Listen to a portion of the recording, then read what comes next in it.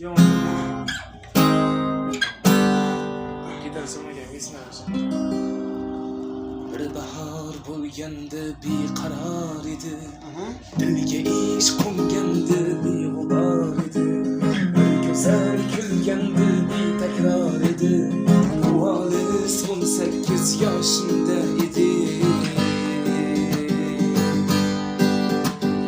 Bu olis 18 yoshimda edi.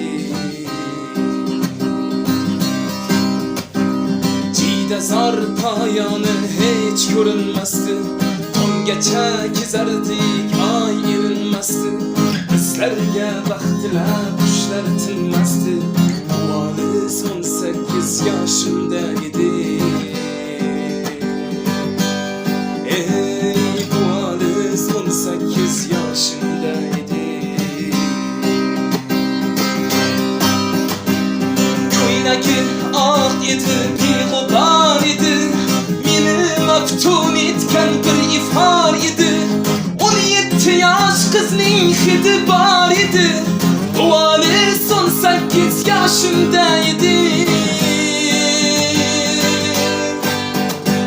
Bu olis 18 yoshimda edi.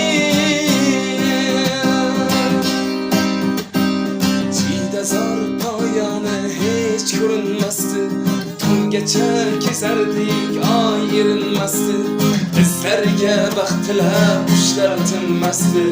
Bu olis 18 yoshimda edi.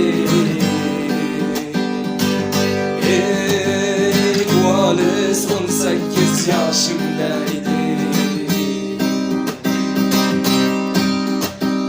Yodimda visolning eng sirli dami, labimda qolgandi lablarning ta'mi. Bu edi bu sening birinchi ta'mi. Bu olis 18 yoshimda edi. Ey bu olis 18 yoshimda edi. 18 yoshdaman, yillar o'tsa ham, yoshim hatto 90-100dan o'tsa ham, aytinglar dunyodan karim o'tsa ham, bu olis 18 yoshida